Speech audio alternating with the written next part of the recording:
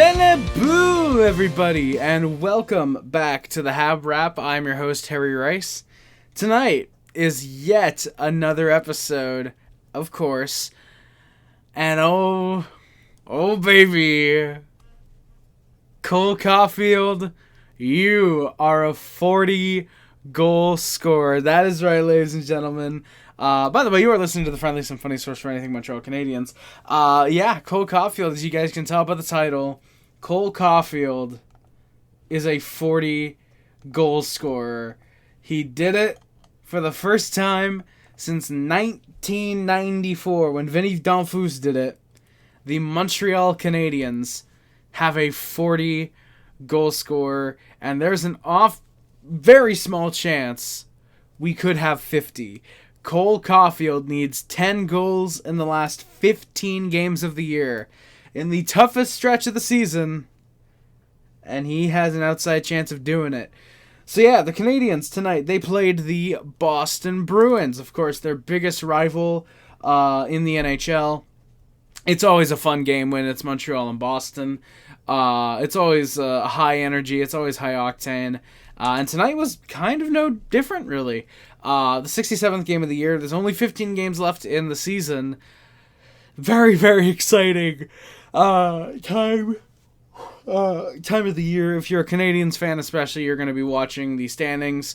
If you're a Bruins fan as well, you're going to be watching the standings. I don't think many people expected the Bruins to be in a wild card spot this late into the season, but yeah, the standings are a bit tight right now, and Boston, they need the regulation win to really give themselves a nice 3-point gap on, I believe, the Ottawa Senators, who they're right above. The Canadiens going to be wanting to win this one just in general to get a little bit of leeway on the wildcard teams, and of course we will see how that went. However, before we do talk about the actual game, we got to talk about the lines, obviously. The opening lines for the Canadiens were Caufield, Suzuki, Slafkovsky, Newhook, Kapanen, Demidov, Bolduc, Evans, Texier, and Anderson, Danault, Gallagher. So Doc is out. Unfortunately, he was injured on a headshot from Jeffrey Vial last game against the Anaheim Ducks. He is going to be out 2 to 4 weeks. Poor Kirby Doc. I can't imagine the Canadiens are re-signing him long-term after the year. I'd imagine they maybe qualify him. Maybe they try and trade his rights, just get a draft pick. Maybe they deal him with the draft. I don't know. At most, it's probably a 1, maybe 2-year prove-it deal. Prove that you can stay healthy, but yeah, unfortunately, I imagine Kirby Doc will probably not be a Montreal Canadien for too much longer. Again, very unfortunately. On the blue line, Matheson, Dobson, Struble, Hudson, and Goulet, Carrier. So some lineup changes there. Goulet, after a pretty bad game against Anaheim, goes to the third pairing. Struble gets a bit of a promotion. He is a top 4 defenseman for tonight. And Matheson, Dobson get the first pairing unit tonight. After a game where basically all the defensemen were not good in Anaheim. Well, against Anaheim. We were still at home. But you get what I mean. But a game where the blue line gets shuffled around, just try and get something done, and spoiler, we would. Jakub Dobes surprisingly gets the start net for the Canadiens, and Jacob Fowler will back him up. They reward Jacob Fowler with a great game against Anaheim, with a game where he gets to be the backup. So they reward him by not playing. You gotta imagine he's getting the start against the Red Wings, though. You'd have to imagine. Opening lines for the Bruins were Kuznetsov, Mitten, Pasternak. Actually, it was Lindholm most of the time on the first line, but these are just the opening lineups. Middlestat, Zaka, Arvidsson, Steves, Lindholm, Geeky, Morgan Geeky, who's, I didn't even realize it, on a 6-game goalless drought. Now 7, spoiler, after tonight. Geeky's goal scoring has really hit a slump. I can't imagine it's going to stay like this for long. Next year, he's probably another 30-goal scorer, maybe 40, potentially, depending on how the goalies are next year. But yeah, I can't imagine that he's going to be stuck in this goal-scoring drought for long. And Jeannot, Corrali, Kastelik on the Fourth line. Blue line was Aspinall, McAvoy, Lindholm, Lohrei, I should say that's Hampus. Obviously the center is Elias. And Zadorov, Jokiharju. Jeremy Swayman gets a start in net for the Bruins, and Joonas Korpisalo backs him up as he played last night against New Jersey. My only note before the game was Kirby Dach being out, and it's Brendan Gallagher's 900th NHL game tonight, so big shout out to him. Even though he has fallen off recently, I will always show my respect for 900 NHL games. We'll see if he can get to 1,000 next year. Again, only 15 games left. Assuming he doesn't get hurt, doesn't get healthy scratched, doesn't get a suspension, he's at 915. He would basically have to play every game next year.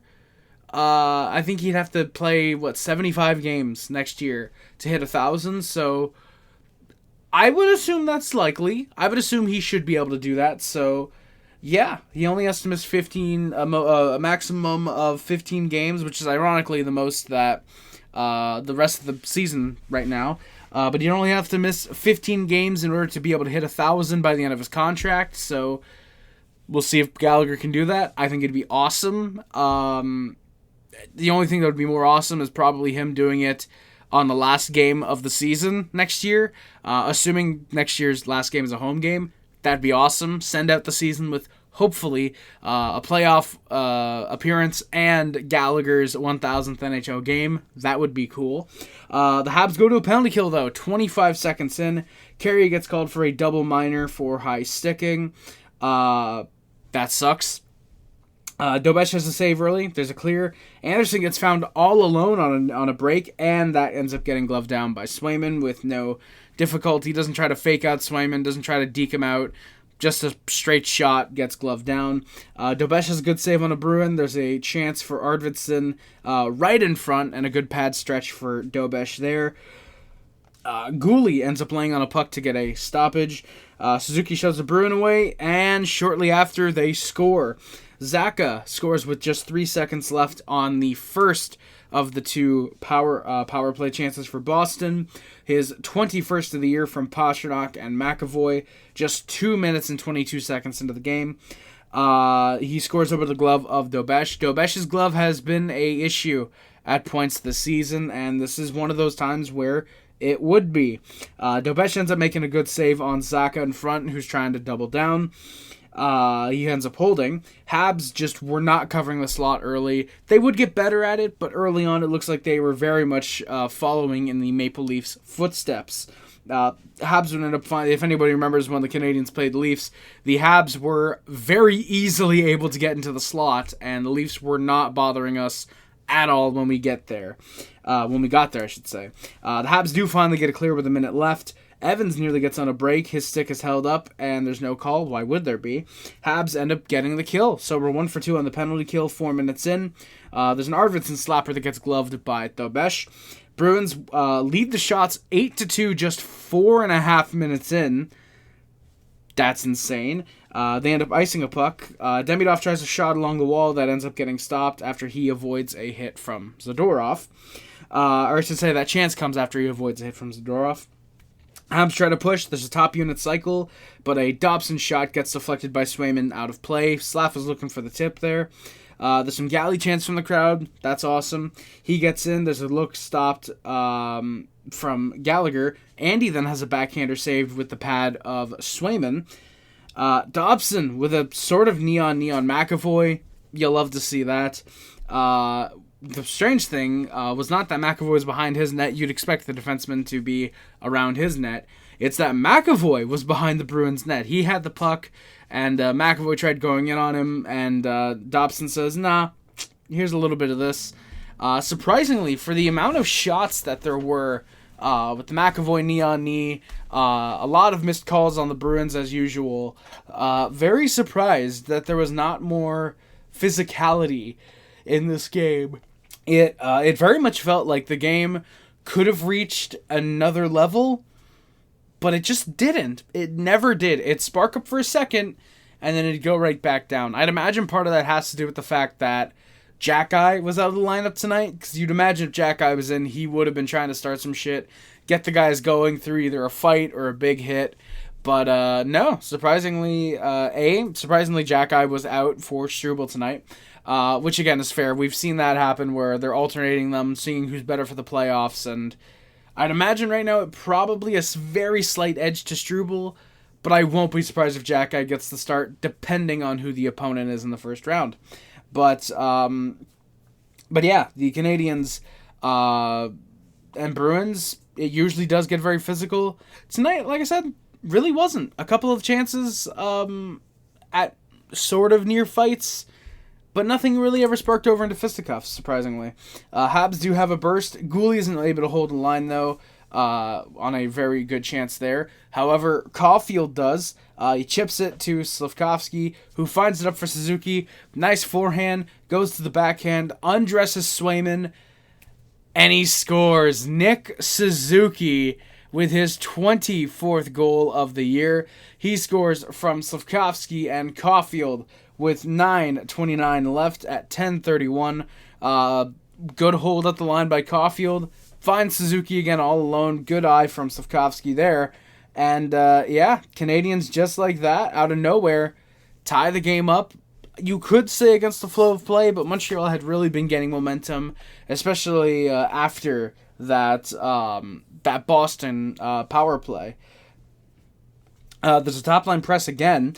Suzuki in front off of a Slav chance, has to sell a bouncer though. The shot is just wide. Habs have a second-line rush. Demidov gets a look. There's a really good save by Swayman. Habs have been out-shooting Boston 9-0 since the power play ended. So in about 10 minutes, the Habs almost averaging a shot per minute. They were very good. Habs then iced the puck twice in about 10 seconds. Habs had some good D to stop any Bruins chances, along with the Bruins also fanning on a couple shots. That would also help as to why they have no shots since their power play ended. Suzuki gets a sudden look right in front off a puck battle, but that gets saved. Swayman had a decent game tonight. I thought he played very well. Bruins push. Dobes makes a very good pair of saves on the Bruins' third line, I believe it was. Isimon ends up poking at Dobes. Dobson shoves him down. They end up apparently firing it into the net. We weren't shown that, but we were told that by the commentary team. And we'd get a little bit of pushing and shoving. However, nothing. No penalties, no 4-on-4, no, not even just, hey, knock it off, guys. Just nothing out of it. There's a second line push for the Canadiens. Demidov finds Kapanen, and across the new hook, the shot is saved with 2:40 left. Very solid opportunity for the Canadiens there. Evans gets shoved into the boards from behind. There's no call. Thankfully, it wasn't a super, super tough one. Just one of those where Evans is a little slow to get up, but he was fine. He would end up playing the rest of the game, thankfully.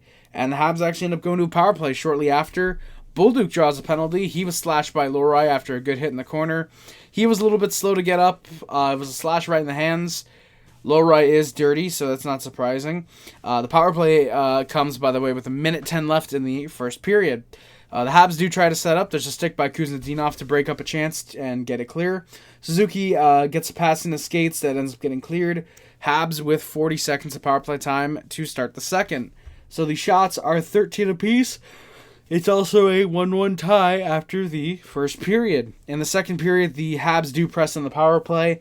Bruins end up clearing. Habs get set up again. Caufield in front has a few whacks, but just can't bury it. Habs are 0 for 1 on the power play. Another look for Caufield in front, but that gets saved again. Bolduc has a glove on Nikita Zadorov. He ends up holding a 5-hole look. Dobes comes way out to play a puck. He almost turns it over, but a good play to Carrier.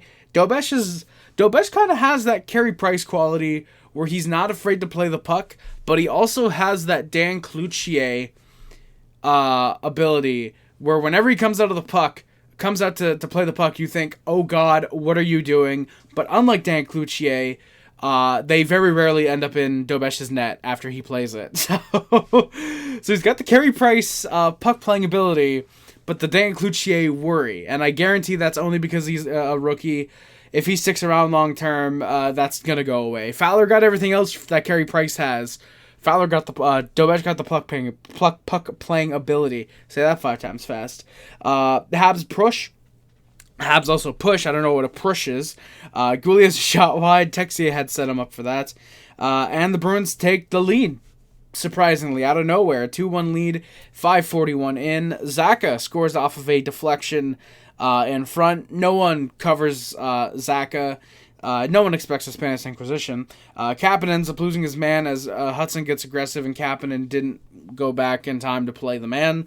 Zacha with his second of the night, his 22nd of the year. He scores from Arvidsson and Middlestead, who both get their 21st assist of the year. That's fun, at least. So, yeah, Bruins take the lead. We'll see how the Canadiens respond. They try to cycle, but the Bruins go back the other way. There's an Isimont shot held against the post.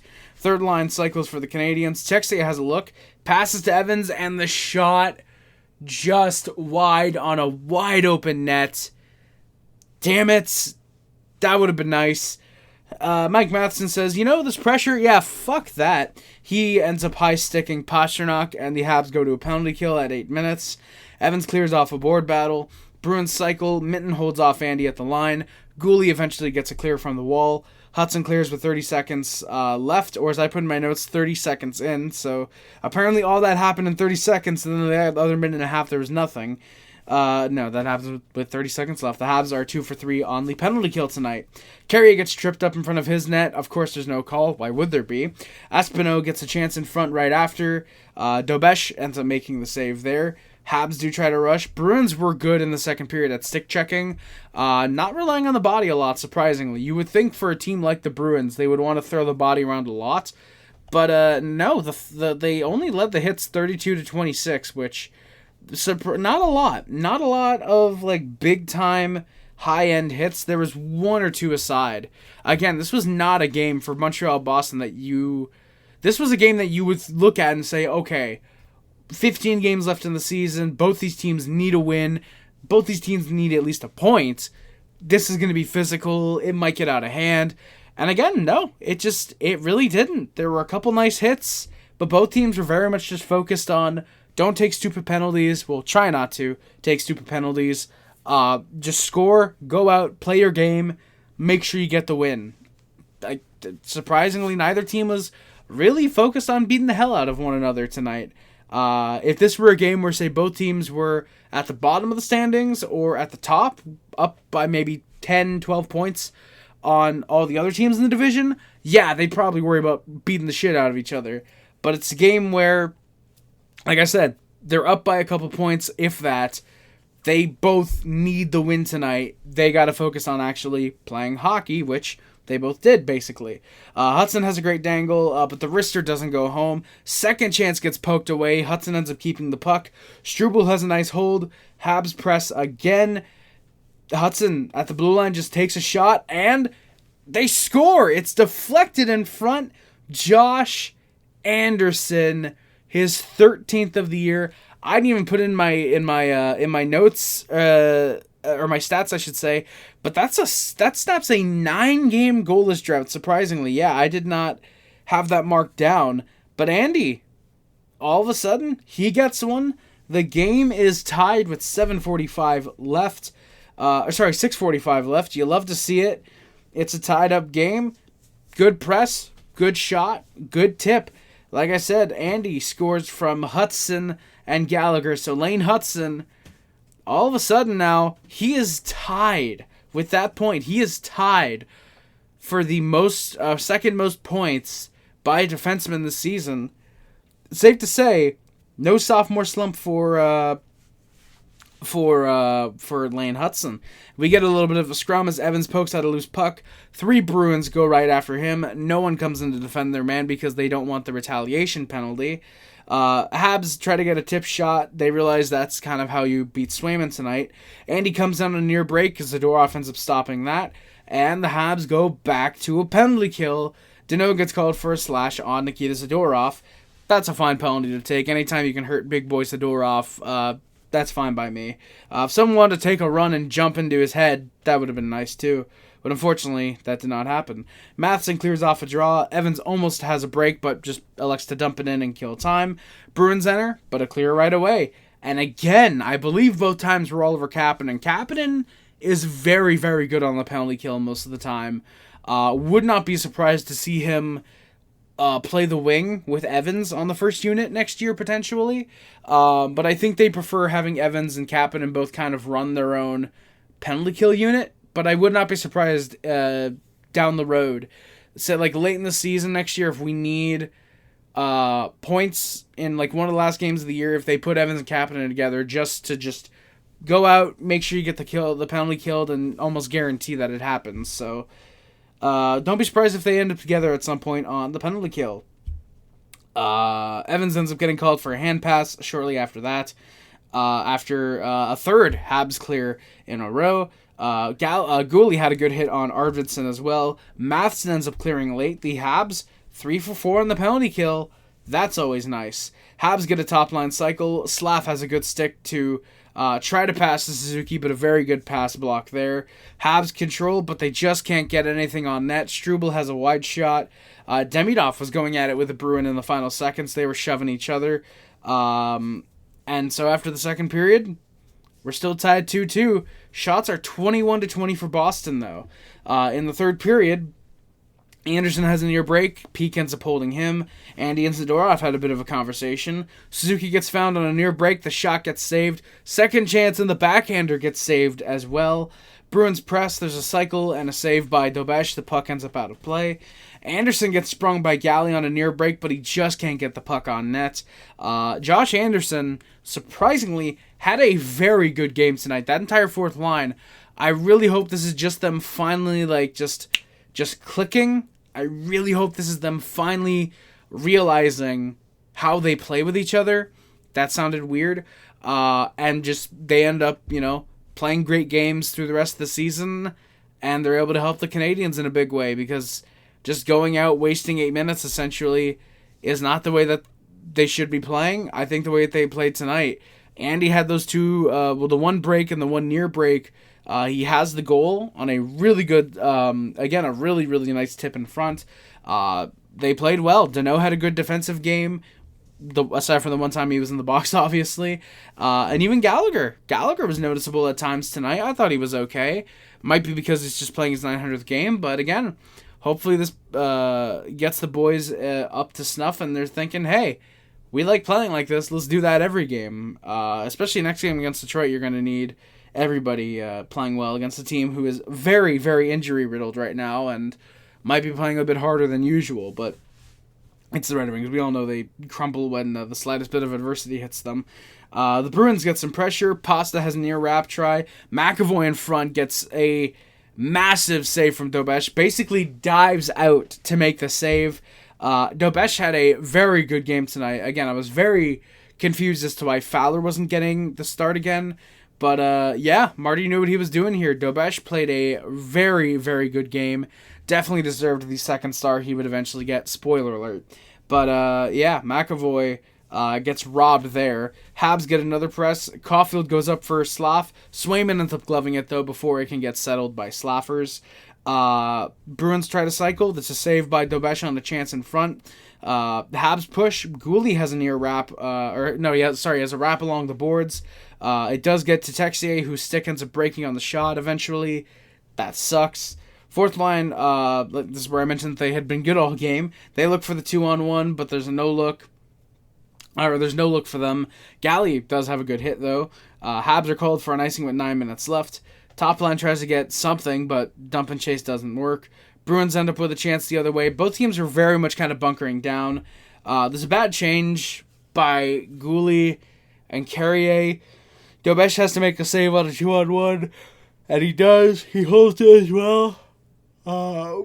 Yeah, just very boneheaded thinking. Very much reminds me of, God, what was it, 2021? Maybe 2020?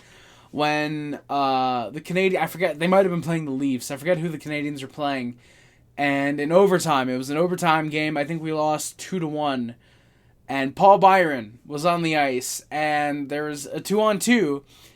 And instead of getting engaged in it to keep it a 2-on-2, he ends up going off for a line change, leaving, God, it would have been, I think, Petrie, maybe Ben Sherratt, alone for a 2-on-1, and the Leafs end up scoring as a result. So That almost gave me bad PTSD there, but thankfully, like I said, Dobes makes the save. He does cover it up, and Habs top line with another press. Carrier ends up high-sticking Kuznetsov. There's no call, so refs are letting everything go in the final stages.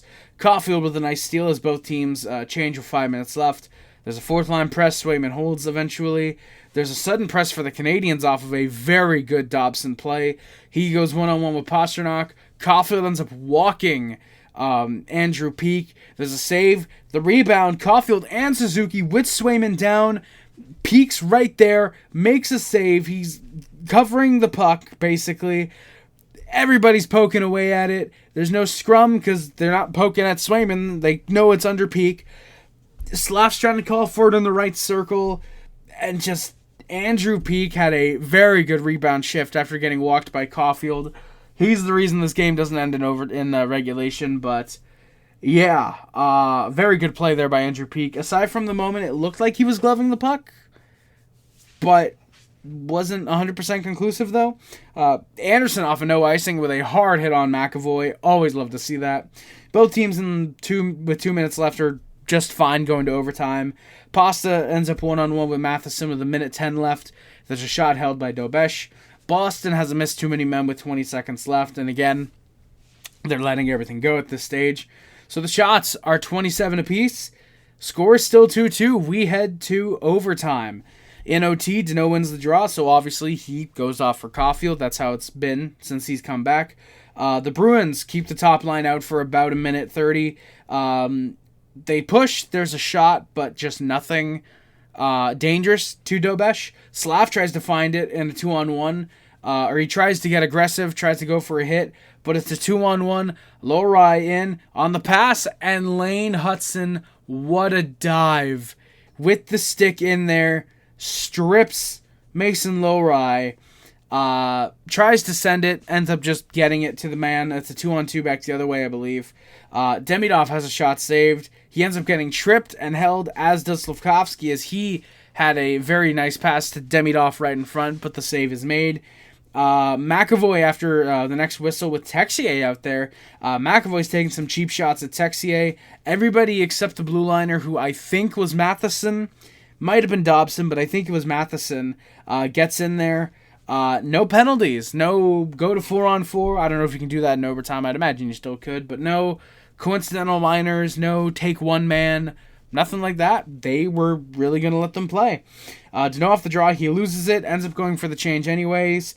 Caufield tries to get back, but Zacha gets in on a break for the hat trick.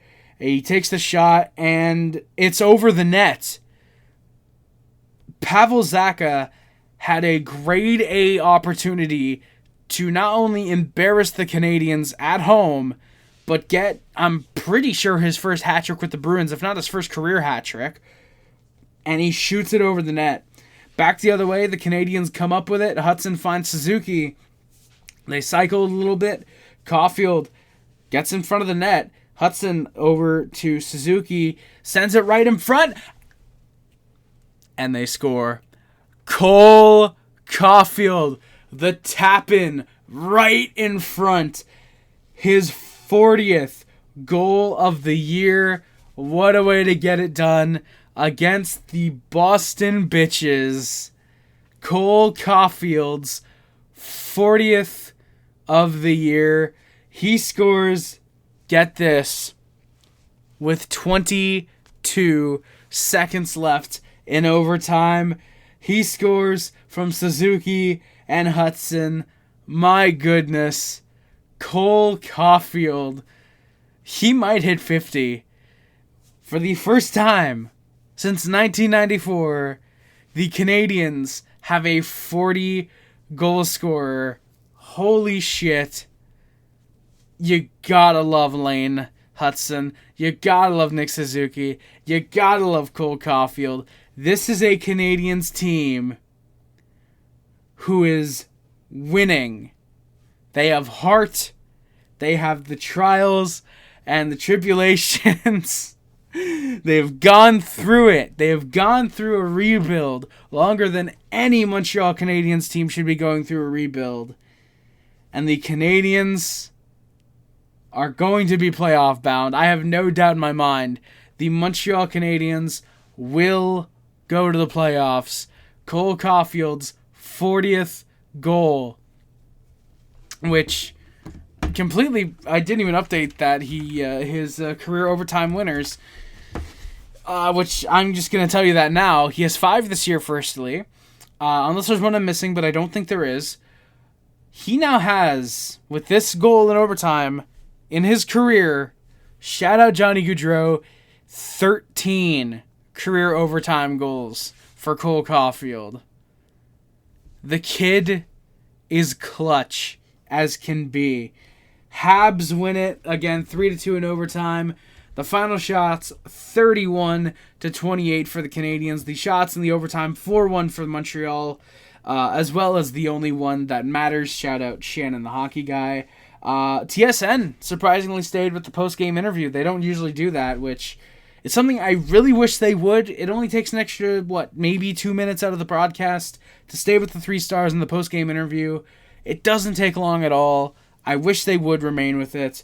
RDS does. Have TSN do the same thing, too. The fans were wild with the Olay chants. Caufield's out. He's whipping the pucks at the fans. He was clearly happy that the Canadiens were able to win. And he said losing both games in the weekend didn't feel good. They wanted to come out and prove themselves. And, of course, he gets asked, what's next after 40? And are you going for 50?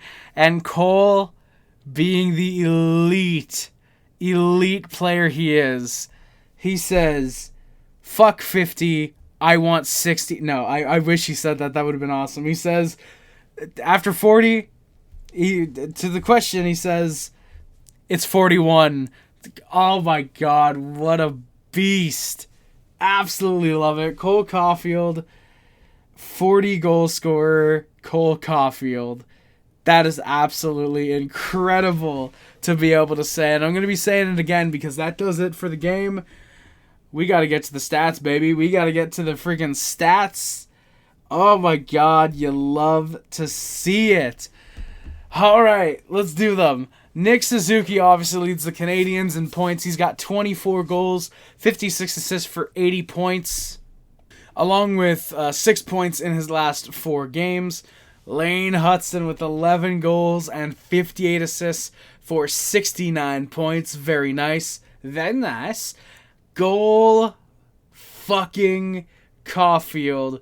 40 goals, 28 assists, 68 points. He has 13 career overtime goals, including 5 this year. And he is now on a 3-game goal streak. Since having the shits, he came back, scored against the Sharks, scored against the Ducks, scores against Boston. We'll see if he can keep that up going into Detroit on Thursday. Or at least I think we're in Detroit. I can actually check right now. I have the thing in my my notes already. We are in Detroit, so very nice. Juraj Slafkovsky with 24 goals, 32 assists, and 56 points. He is on a 4-game point streak as well. Ivan Demidov, 14 goals, 38 assists for 52 points. Noah Dobson with 12 goals, 33 assists for 45 points. Oliver Kapanen, 20 goals, 13 assists for 33 points, with 1 of those points in his last 7 games.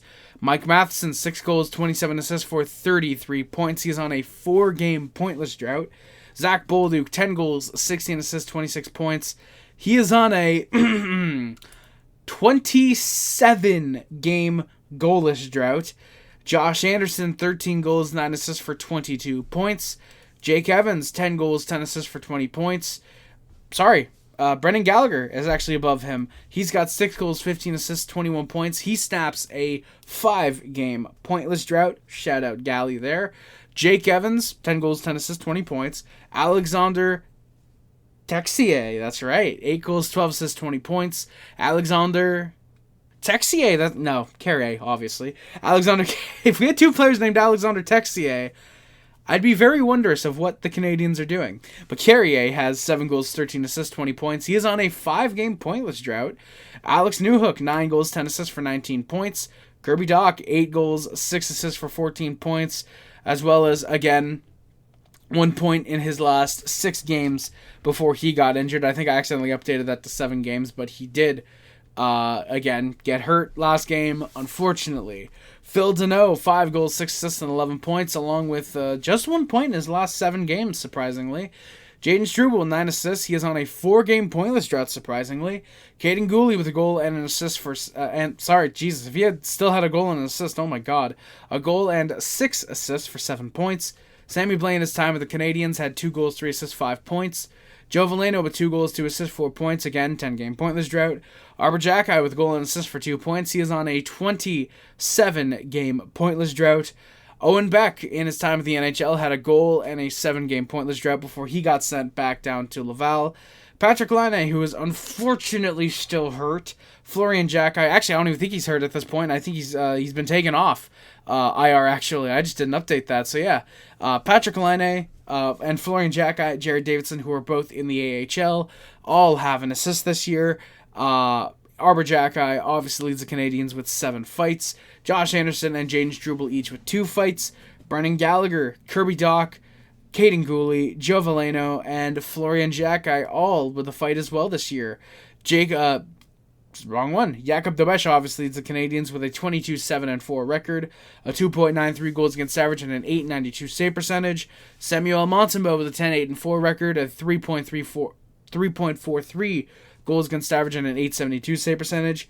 Jacob Fowler with a 5-5-2 record, a 2.69 goals against average, and a 9.02 save percentage,